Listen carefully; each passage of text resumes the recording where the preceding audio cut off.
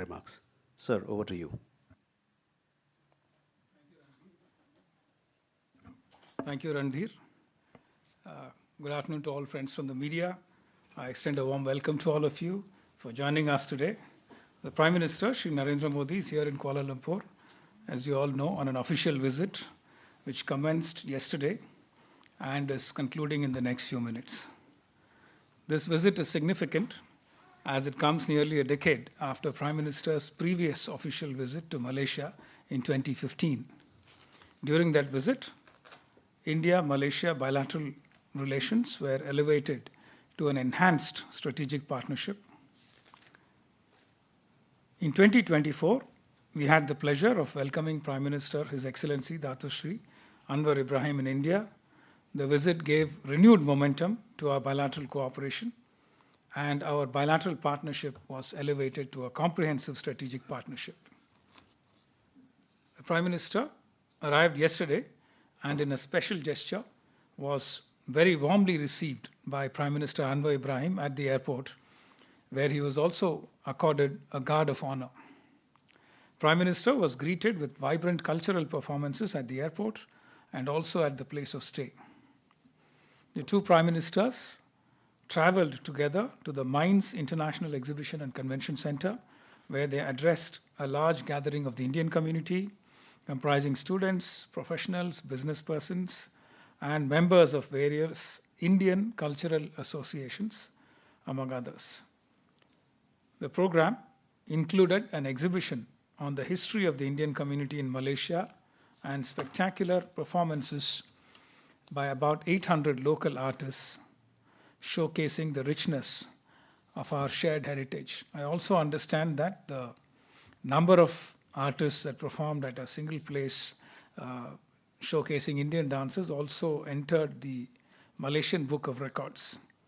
I may also add that the Prime Minister also interacted today with members of the Malaysian Parliament, ministers, and other dignitaries from the Indian community. His meeting with two surviving veterans of the Indian National Army, INA, headed by Netaji Subhash Chandra Bose, was truly special. Earlier today, Prime Minister was received by Prime Minister Anwar Ibrahim at Perdana Putra complex and was accorded an official welcome ceremony. The leaders thereafter convened for bilateral discussions, both in restricted and delegation level formats, at Seri Perdana, the official residence of Prime Minister Anwar Ibrahim. The two Prime Ministers reviewed bilateral cooperation across the full spectrum of our partnership, including trade, investments, defense, security, semiconductors, digital technologies, financial technologies, fintech, renewable energy, education, healthcare, culture, tourism, and people-to-people exchanges. They also had the opportunity to discuss key regional and global issues. This was followed by the exchange of bilateral agreements and MOUs. These include exchange of notes on cooperation in the area of semiconductors, health and medicine, security, and technical and vocational education. In addition, the MOU between Malaysia's Anti-Corruption Commission and India's Central Bureau of Investigation, CBI, on combating and preventing corruption was signed. We also had an MOU on cooperation in the field of disaster management, a memorandum of cooperation between Employees State Insurance Corporation, ESIC, in India, and Perkeso in Malaysia on social security, and we also had an agreement on audiovisual cooperation, all of which were exchanged. The leaders also witnessed the exchange of letters on the renewal of the bilateral MOU on UN peacekeeping cooperation. Malaysia also handed over the instrument of its accession to the International Big Cats Alliance. Other MOUs and agreements signed during this visit include the agreement between NIPM and PayNet on cross-border QR-based merchant payments, and the MOU between University of Cyberjaya and the Institute of Training and Research in Ayurveda, Ministry of Ayush, India, on academic collaboration. The Prime Ministers also addressed the media. PM announced setting up of a dedicated Thiruvalluvar Center at University Malaya. It may also be noted that the Prime Minister had earlier in 2024 announced establishment of a Thiruvalluvar Chair of Indian Studies in University Malaya, which was operationalized in October 2025. Prime Minister also announced Thiruvalluvar scholarships for Malaysian scholars. With the objective of further strengthening our engagement and delivery of services to the Indian community, the Prime Minister has also announced the establishment of a Consulate General in Malaysia. The 10th meeting of the India-Malaysia CEOs Forum was convened on 7th February 2026.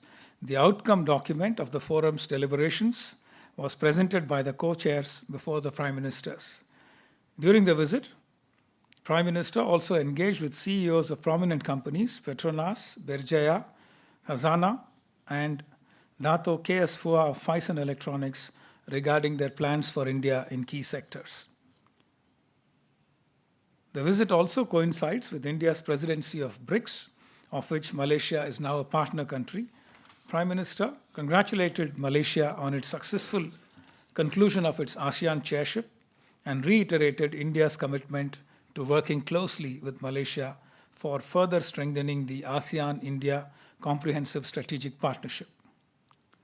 Malaysia remains a key partner in India's Act East policy, Vision Mahasagar, and Indo-Pacific vision. Prime Minister also thanked Malaysia for its support in the ongoing review of the ASEAN-India Trade in Goods Agreement, ITIGA. Our economic partnership is strong and growing. Malaysia is India's third largest trading partner in ASEAN, with bilateral trade close to about $20 billion. Our trade has diversified and it includes a variety of agricultural products, chemicals, minerals, appliances, and machinery. In emerging areas such as semiconductors and digital technology, our bilateral engagements have intensified. The inaugural Malaysia-India Digital Council was first held a few months ago. On semiconductors, there is collaboration underway between IIT Madras Global and the Advanced Semiconductor Academy of Malaysia, as well as the Indian Electronics and Semiconductor Association and Malaysia Semiconductor Industry Association. Our countries have also exchanged notes on taking this cooperation further so as to strengthen the semiconductor value chain, focusing on technology innovation, workforce development, and supply chain stability to build a resilient and competitive ecosystem. Both sides have also exchanged views on cooperation in digital technology, cybersecurity, AI, and digital public infrastructure, among others. The Prime Ministers also exchanged views on ongoing bilateral defense, security, and maritime cooperation. Our engagement in this area has intensified in recent years. The first India-Malaysia Security Dialogue was convened last year in January 2025. The 13th Malaysia-India Defence Committee meeting was convened in February 2025, where we finalized the terms of reference for establishment of a Sukhoi 30 forum and a strategic affairs working group. Both the countries also have regular bilateral exercises, Harimau Shakti for the Army, Samudra Lakshmana for the Navy, and Udara Shakti for the Air Force. The 5th edition of Harimau Shakti was held in December 2025 in Rajasthan. Regular port visits, staff talks, conduct of training courses, etc. are also facets of our bilateral defense cooperation. Collaboration between our defense industries is also growing. A regional office of Hindustan Aeronautics Limited, HAL, has been functional. Indian defense companies MDL, BEML, HAL, among others, have been showcasing India's defense industrial prowess as prestigious events such as Langkawi International Maritime and Aerospace Exhibition. Malaysia has also been regularly participating in our key defense exhibitions such as Aero India. In their discussions today, the two Prime Ministers spoke about taking our strategic cooperation further in the area of defense and security. The presence of a 2.9 million strong Indian community in Malaysia is another important facet of our bilateral relationship. Not only does the community act like a living bridge between the two countries, but it also plays a valuable role in their economic development. Various initiatives have been undertaken in the recent past for the benefit of our diaspora members. This includes the extension of OCI cards to the sixth generation of PIOs in Malaysia. Similarly, for the benefit of Indian students studying in Malaysia, the government has recently replenished the Scholarships Trust Fund with 3 million ringgit added to the corpus. The growing number of Indian workers and professionals has necessitated closer cooperation between the two countries in the area of labor welfare. With this in mind, an MOC, Memorandum of Collaboration between ESIC and Perkeso on social security programs and activities for Indian citizens as insured persons in Malaysia has been finalized today.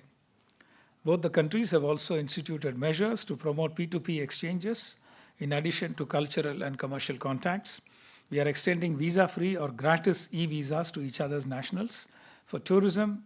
As a result, in 2025, 1.4 million Indian tourists traveled to Malaysia, whereas 300,000 Malaysian tourists visited India. Malaysia thus became the largest source of inbound tourism to India from the ASEAN region. The agreement between NIPL and PayNet today would take our people-to-people cooperation a step further by making cross-border QR-based payments possible. The outcomes of this visit, we can say, are of immense significance, not only because of the range and diversity of subjects covered, but also the positive impact they would bring to our people and therefore reflect the true spirit of our comprehensive strategic partnership. Thank you very much. We open the floor for questions. We'll begin from here. Please. Thank you very much. I'm Himanshu Bhatt. Please take the mic. Thank you. I'm Himanshu Bhatt. I'm the editor of the Sun newspaper in Malaysia. I wanted to ask, in terms of digital fintech, the announcement that UPI will be introduced in Malaysia. Of course, there were no details, but could you kindly provide our Malaysian readers the thrust of this and the modality and benefits it would entail to them? Yeah. Mm-hmm. Rishikesh? Sir, Rishikesh from PTI. So the joint statements emphasized strengthening of cooperation in counterterrorism and intelligence sharing. So what was the discussion on combating terrorism with the Malaysian PM? And are there any information sharing frameworks being established? And my second question is, are there any discussion on preserving and protection of Hindu temples in Malaysia? Right?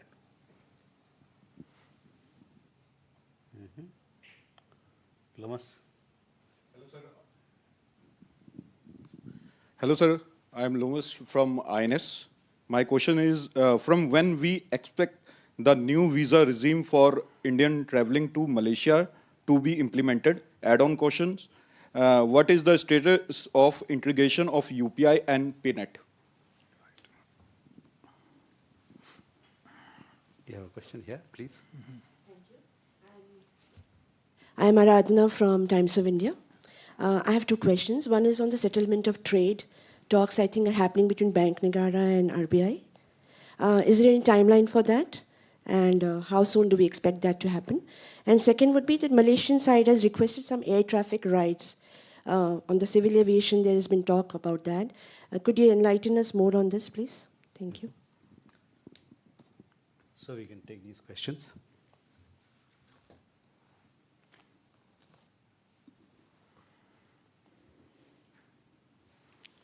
Well, thank you very much. Let me start with the UPI linkage. UPI linkage is something that we have been discussing for a while. It involves a number of technical steps. It needs multiple banks to be brought on board on both sides. It also needs some kind of software alignment on the two sides. And it needs a number of point of sale machines to be brought on board and some kind of collaboration with merchants on both sides so that tourists and other visitors can take advantage of this linkage. I used to be posted in Singapore, and I saw this whole process happen when we linked UPI with Singapore's Pay Now. It took about a year for us to get that done, but now I know for sure that it is working extremely well. The main purposes are to help tourists who come and shop, in the partner country, for workers to send their remittances. There are, of course, safeguards built into it to make sure that it is meant to address people who actually need this, and therefore, initially, there are some restrictions on the amounts that can be transferred. So all of those safeguards are built in. So once the technical steps get completed, it will be operationalized. I also understand that there is a broader project. This is a point-to-point. Each country has to connect with the other. There is a broader project for multi-point connectivity called Project Nexus, which is also something that India, Singapore, Malaysia, and a few other countries in the region are working on. That will give you direct connectivity from one country to all the other countries which are part of Project Nexus.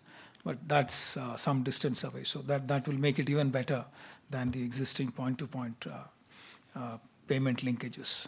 Ultimately, using QR codes like we pay in India or in other countries, you will be able to use cross-border payments also.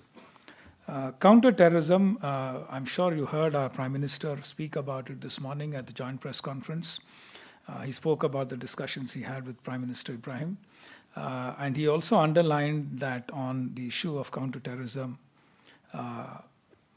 he emphasized that there will be no compromise and there won't be any double standards. What I broadly like to emphasize is that we need to see the picture in totality. The Malaysian side has condemned the attacks in Pahalgam. They also condemned the Red Fort attack. We've had an all-party parliament delegation visit Malaysia, and they engaged a broad spectrum of MPs, political parties, think tanks, Indian community, etc. Had an opportunity to explain our position on counterterrorism. We've had a joint working group formed on counterterrorism, and they met in December 2025.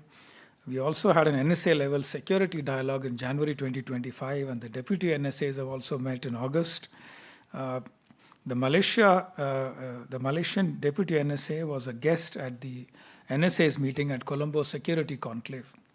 And we, of course, have a full para on counter-terrorism in the joint statement, which will be issued at the end of the visit. So there is a lot happening in the area of counter-terrorism, and there is reason to be satisfied that our cooperation is proceeding very well. You asked about the protection of Hindu temples.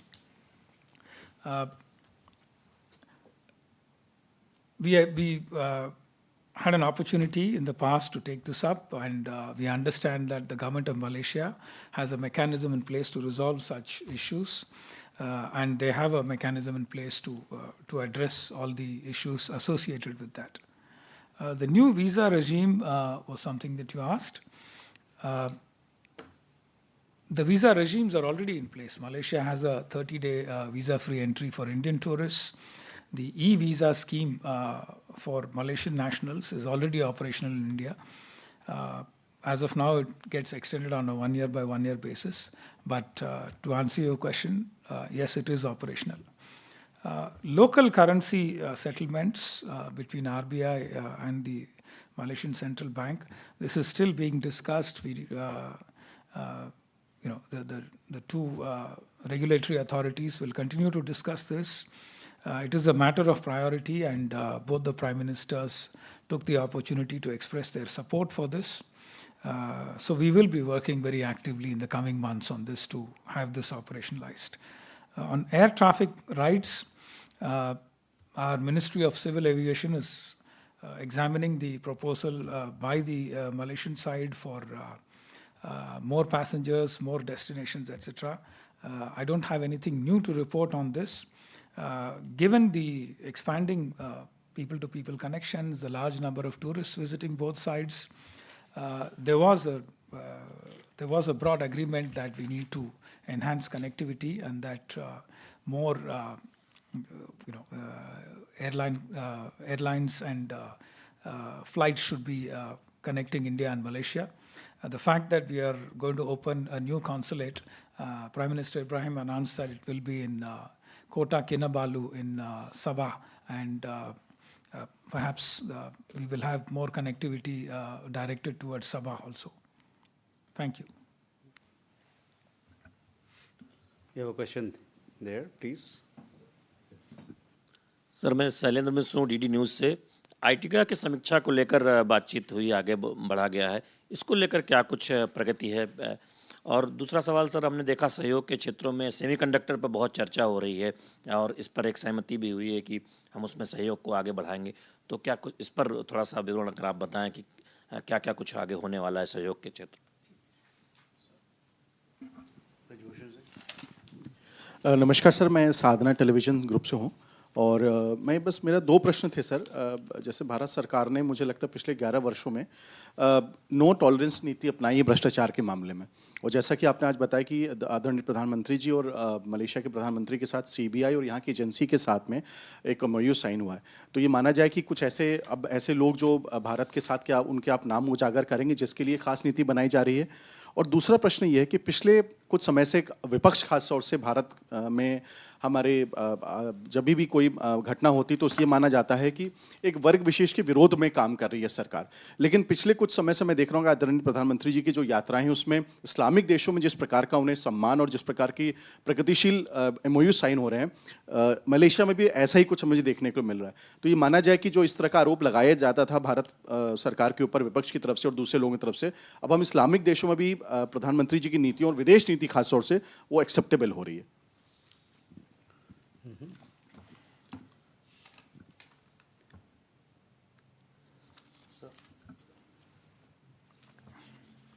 आपने IT का review की बात की थी। IT का review अभी चल रही है और नेचुरली आईटी का इंडिया आसियान लेवल पे होता है, तो एग्रीमेंट कॉन्सेंसस के बेसिस पे अचीव होगा। तो सारे आसियान कंट्रीज़ के साथ डिस्कशंस हो रहे हैं। हमारा ब्रॉड ऑब्जेक्टिव ये है कि हम लोग ओवरऑल कोई 80% टैरिफ लाइंस पे लिबरलाइजेशन अचीव करें और हर कंट्री लेवल पे भी minimum 70% tariff line liberalisation achieve करें। उसमें डिस्कशन चल रहे हैं, उसमें लीस्ट डेवलपमेंट कंट्रीज़ के लिए कुछ कंसेशंस मिलेंगे in terms of threshold level tariff liberalisation कितना होना चाहिए और कितना टाइम मिलना चाहिए 70% लिबरलाइजेशन से 80% लिबरलाइजेशन तक पहुंचने के लिए। रूल्स ऑफ ओरिजिन कैसे इम्प्रूव किया जाए, प्रोडक्ट स्पेसिफिक रूल्स कैसे बनाए जाएं, कई टेक्निकल इश्यूज हैं इसमें, इसके ऊपर चर्चा चल रही है। And hopefully in the next few months हमारी डिस्कशंस कंक्लूड होंगे और प्रधानमंत्री जी ने मलेशियन प्राइम मिनिस्टर को शुक्रिया अदा किया कि उन्होंने काफ़ी सपोर्ट किया इस प्रोसेस में। मलेशिया इंडिया के साथ को चेयर करता है ये आईटी का रिव्यू डिस्कशंस को, तो उस सिलसिले में प्रधानमंत्री जी ने उनको थैंक किया कि आपने अच्छा सा हेल्प किया कोऑर्डिनेट करने में और डिस्कशंस को आगे बढ़ाने में। सेमीकंडक्टर एक बहुत इम्पॉर्टेंट एरिया है और इसको इस एरिया में कोऑपरेशन को आगे बढ़ाने के लिए Malaysia India digital council form किया है। वो सेमीकंडक्टर में भी डिस्कशंस को आगे बढ़ा रहा है और बाकी कुछ एरियाज़ भी हैं जैसे DPI हो, ई-गवर्नेंस प्लेटफॉर्म्स हो, cyber security, AI, fintech, digital transformation और जैसे अभी बताया था पेमेंट लिंकेजेस। और सेमीकंडक्टर इकोसिस्टम में ब्रॉडली ये माना जाता है कि इंडिया के डिज़ाइन स्किल्स काफ़ी एडवांस्ड हैं और मलेशिया कोई 30-35 इयर्स का मैन्युफैक्चरिंग एक्सपीरियंस है उनका और असेंबली टेस्टिंग और पैकेजिंग के भी काफ़ी एक्सपीरियंस और एक्सपर्टीज़ हैं। तो हमारा एफर्ट यही रहेगा कि इन दोनों को साथ में जोड़ा जाए और सिनर्जीज अचीव किया जाए और हमारा यही आशा है कि आगे बढ़ के कर पाएंगे हम लोग। काउंटर टेररिज्म के बारे में तो मैंने काफ़ी डिटेल में बात किया था। हमारा ब्रॉड अप्रोच ये है कि we will try and address counter terrorism in a comprehensive way, transnational crimes, people smuggling या human trafficking जो बोला जाता है, all kinds of transnational crimes and terrorism related matters, violent extremism, सबको address करने के लिए national security dialogue होता है. एंड इसके कई सारे मैंने बोला था कोई joint working group, deputy NSA level, Colombo security conclave में मल्टीलैटरल तरीके से भी डिस्कशंस हो रहे हैं. तो the approach is very very comprehensive. सारे क्राइम्स उसमें कवर्ड हैं और सारे तरह के थ्रेट्स कवर्ड हैं, मल्टी डायमेंशनल थ्रेट्स.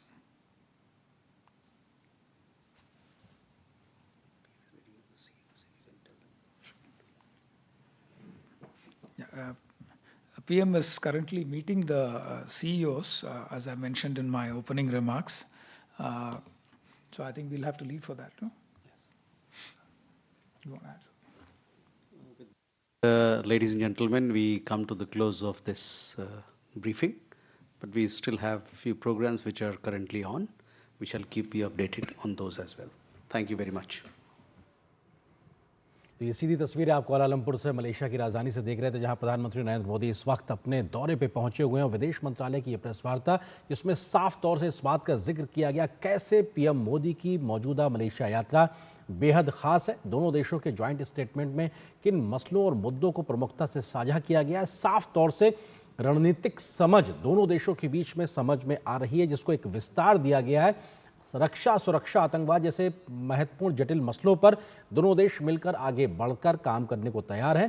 तो व्यापार की बात हो, निवेश की बात हो और कैसे नए तरीके के जो व्यापारिक सहयोग हैं उस दिशा में आगे बढ़ा जाए, उसको लेकर भी एक बड़ा विस्तार देखने को मिला है. और 16 अलग प्रकार के समझौते और सहयोग को आगे बढ़ाने की बात भी हुई है. जय बिल्कुल. और संस्कृति से शुरुआत हुई थी. जिस तरह से प्रधानमंत्री का भव्य स्वागत हुआ, प्रधानमंत्री ने भी कहा है कि मलेशिया में जो उनका स्वागत हुआ है वो भारत याद रखेगा. शुरुआत हुई, एक रिकॉर्ड बनाया मलेशियन कलाकारों ने और किस तरह से जो भारत की सांस्कृतिक जो विरासत है उसकी झलक देखने को मिली. साथ ही प्रधानमंत्री ने जो प्रतिनिधिमंडल स्तर की वार्ता हुई उसमें भी कई रीजनल ग्लोबल इशू पर बात हुई. करप्शन के खिलाफ लड़ाई में सहयोग को लेकर अहम समझौता हुआ है. साथ ही पीएम ने मीडिया को भी संबोधित किया और पीएम ने प्रमुख कंपनी के सीईओ से भी मुलाकात की. यकीनन मलेशिया इंडो पैसिफिक विजन का अहम साझेदार है और सेमीकंडक्टर में सहयोग को भी आगे बढ़ाने पर बात हुई है. तमाम अहम समझौतों पर बात हुई और क्या कुछ रहा प्रधानमंत्री की अहम बड़ी बातें और क्या कुछ बड़े टेकअवेज और आउटकम है प्रधानमंत्री की इस बेहद महत्वपूर्ण मलेशिया यात्रा पर. लगातार हम आपके साथ बने रहेंगे. बेहद खास चर्चा में हमारे साथ रहिए. रुकेंगे एक छोटे से ब्रेक के लिए, जल्द हाजिर होते हैं.